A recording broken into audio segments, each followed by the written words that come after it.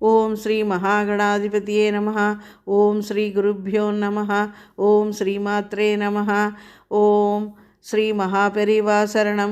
అపార కరుణా సింధుం జ్ఞానదం శాంతరూపిణిం శ్రీ చంద్రశేఖరేంద్ర గురు ప్రణమాం ముదాన్వహం. అందరికీ నమస్కారం. నేను మీ కౌసల్యన్ మరో వీడియోతో మీ ముందుకు వచ్చాను. శ్రీ చంద్రశేఖర సరస్వతి స్వామివారిని మహాపెరివని ఒకసారి ఒక పత్రికా విలేకరి ఒక ప్రశ్న వేశారు. అది ఏమనగా, మీరు ఎక్కడికి వెళ్ళినా ఒక రిక్షా పట్టుకుని నడుచుకునే వెడతారు. మఠంలో కూడా ఎన్నో మార్పులు చేయాలి. మఠ నిర్వహణకు అది ఏమీ మీరు చేయడం లేదు.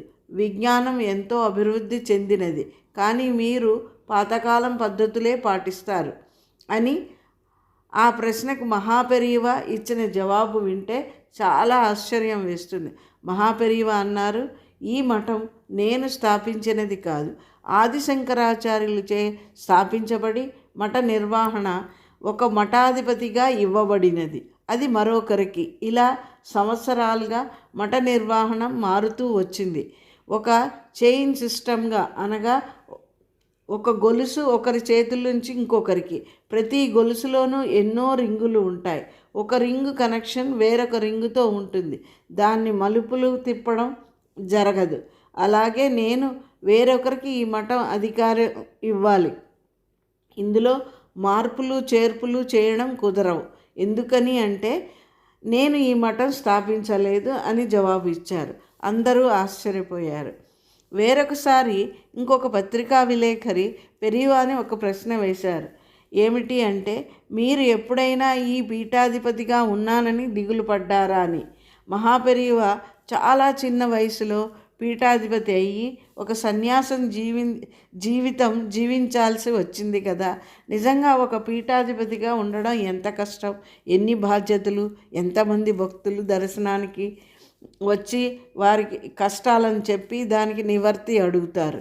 దేశ విదేశాల నుంచి ఎంతోమంది పెద్దవాళ్ళు వస్తారు దర్శనానికి. చంద్రమౌళీశ్వర ఆరాధన, జపతపాలు, ఇలా ఎన్నో బరువులు బాధ్యతలు ఉన్నాయి. వీటి మధ్య మీకు విచారం కలిగినదా అని అడిగాడు ఆ విలేకరి.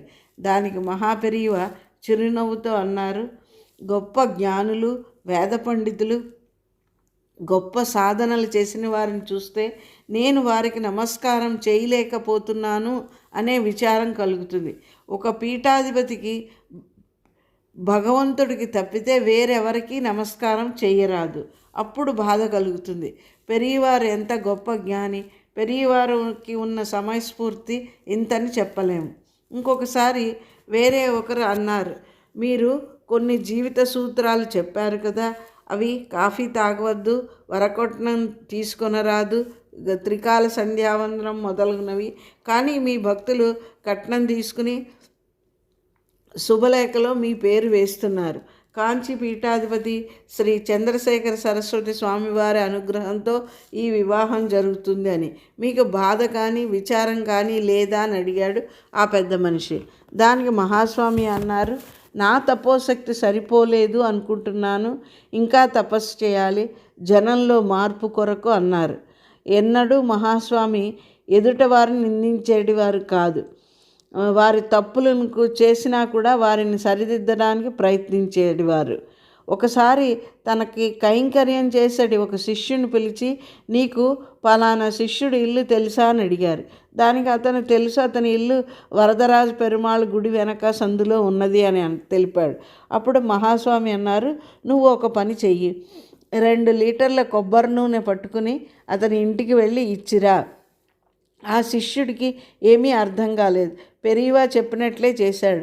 వెంటనే ఆ కొబ్బరి నూనె తీసుకున్న వ్యక్తి మినప్పప్పుతో సహా మహాస్వామి ముందుకు వచ్చి, ప్రభువు తప్పు అయిపోయింది, మన్నించండి అని వేడుకున్నాడు. అతను మఠం ఉగ్రాణం స్టోర్ హౌస్ నుంచి ఎవరికీ తెలియకుండా 2 కిలోల మినపప్పు తీసుకుని వెళ్ళాడు. దానికి పెరివా అన్నారు, ఉత్తి మినపప్పుతో ఏం చేస్తావు, వడలు ఎలా చేసుకుంటావు, అందుకోసమే నూనె పంపించాను అని అన్నారు. ఇది విన్న అతను విలవిలలాడిపోయాడు. పెరివా కాళ్ళ మీద పడి నమస్కారం చేశాడు.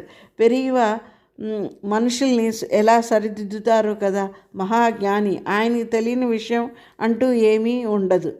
మఠంలో పనిచేసేవారైనా మరియు మఠం కైంకర్యం చేసేవారైనా భక్తులు అయినా ఎవరైనా తప్పులు చేసినా వారిని దండించకుండా వేరే విధంగా సరిదిద్దడివారు మహాపెరివ. ఒకసారి శ్రీమఠంలో పనిచేసే వ్యక్తి అంబాళ్ళకి వేసే కాసుల పేరు దొంగతనం చేశాడు. మఠం మేనేజర్ ఎలాగో ఎంక్వైరీ చేసి అతన్ని పట్టుకున్నాడు. పెరియవాకి ముందుకు తీసుకువచ్చారు మ్యాటర్. పెరియవాని చూడగానే బోరు నేడ్చాడు.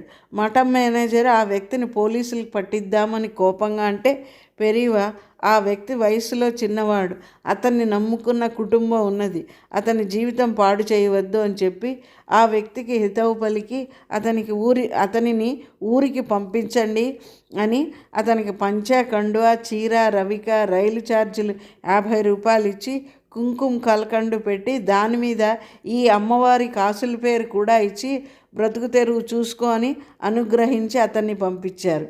మేనేజర్కు ఇతర శిష్యులకు పెరియవ అనుగ్రహం చూపించే విధానం, ఎవరి మీదైనా కారుణ్యాన్ని చూపించే విధానం వారికి నచ్చదు. దానికి ఒక ఎల్లలు ఉండవు. రుద్రంలో కూడా ఇవ్వబడినది తస్కరణాంపతియే నమః.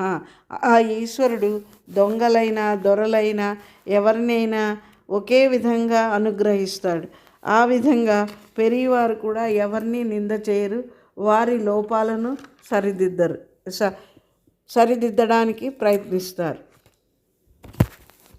ఒకసారి పెరియవ ఆంధ్రాలో బస చేశారు. గుంటూరు జిల్లాలోని చందవోలు అనే ఊరిలో బాలా త్రిపుర సుందరి ఉపాసకులు తాడేపల్లి రాఘవనారాయణ శాస్త్రి గారు చాలా ఆచార సంపన్నులు. ఆ రోజుల్లో ఆయన దర్శనానికి చాలామంది వచ్చేవారు. సాధారణంగా గోదావరి జిల్లాలు, కృష్ణా, గుంటూరు జిల్లాల్లో ఉన్న వేద పండితులకు మడి ఆచార సంపన్నులు మరి ఎక్కడా ఉండరు. అలాంటి ఆచార సంపన్నులు ఈ తాడేపల్లి రాఘవనారాయణ శాస్త్రి గారు కూడా. ఒక రోజున ప్రొద్దున ఆయన స్నానం ముగించుకొని పూజకు వెడుతుండగా ఆయన దర్శనానికి ఒక వ్యక్తి వచ్చి మాట్లాడి సడన్గా ఆయన కాళ్ళ మీద పడి సాష్టాంగ నమస్కారం చేశాడు. ఇది జరిగినందుకు రాఘవనారాయణ శాస్త్రి గారికి చాలా కోపం వచ్చి ఆ వ్యక్తిని నానా మాటలాడి పంపించి వేశారు. ఆ వ్యక్తి కూడా విలవిలలాడి తప్పు మన్నించమని కోరాడు. అయినా కూడా శాస్త్రి గారికి కోపం తగ్గలేదు. తన మడిపోయింది అనే బాధతో ఆ వ్యక్తి వెళ్ళిపోయాక శాస్త్రి గారికి చాలా బాధ వేసింది. ఇంత పూజ ఉపాసన చేస్తూ ఇంత కోపగించుకుంటున్నాను అని బాధపడి తాను ఇంక బ్రతకరాదు అని తలచి గోదావరిలో దూకి ఆత్మహత్య చేసుకుందామని బయలుదేరారు. దారిలో ఒక తెల్లని వ్యక్తి కాషాయ వస్త్రములు ధరించి దండంతో ఒక సన్యాసి ఎదురు వచ్చి చేయి చూపించి ఆగమని చెప్పారు. వెంటనే ఆయన తిరిగి ఇంటికి వెళ్ళిపోయారు. రాత్రి కూడా తాను జీవించరాదు, రాగద్వేషాలను అరికట్టలేకపోతున్నానని బాధపడి రాత్రి నిద్రపోయారు. ఆ నిద్రలో కలలో మరల అదే సన్యాసి వచ్చి చేయి పెట్టి అడ్డుకున్నారు.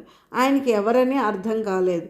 మరునాడు ప్రొద్దుట ఆయన స్నేహితులు కారులో వచ్చి పక్క గ్రామంలో కాంచి శంకరాచార్యులు వచ్చారు, మేము దర్శనానికి వెడుతున్నాం, కారులో చోటు ఉంది, మీరు కూడా రండి అని అన్నారు.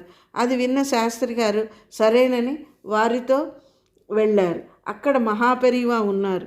ఆయన చూడగానే ఈయనని ఎక్కడో చూశానని అనుకుని క్రితం రాత్రి తన కలలో కనిపించిన సన్యాసియేనని తెలుసుకుని ఆయన సాష్టాంగ నమస్కారం చేసి బోరుని ఏడ్చారు. పెరియవ ఆయన చూసి ఒక మంచి శాలువా తెప్పించి ఆయనకి కప్పమని చెప్పారు.